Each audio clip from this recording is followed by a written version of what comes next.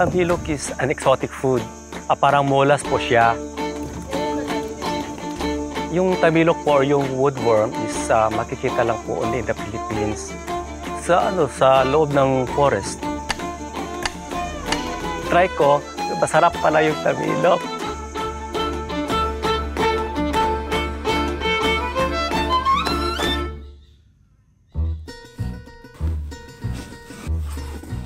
Ako po si Romeo Ventura. Nakatira po dito sa New Busuan since birth. At saka yung hanap buhay ko po ay isa po akong staff dito sa Bakawan, isang utility po. Tamilok is makikita po natin sa mangrove. So only here in the barangay, ang tamilok hindi po mapatay ng kahoy, pero nakatira sila sa patay na kahoy. Yung tamilok po hindi naman mahirap hanapin kasi marami dito.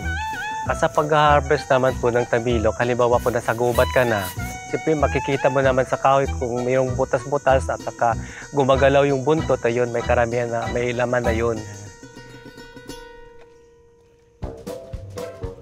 Pag nabiyak na yung kahoy, automatically yung tamilok po, mamamatay na sila po. Pag nahanginan na po sila.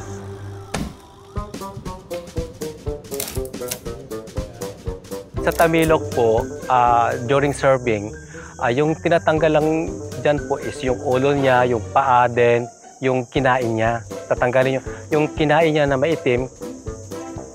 Then, small bowl, lalagyan po ng woodworm. Yung sili, hot sili, masarap yun. Lalagyan ng tubig, yung saucer. Sarap.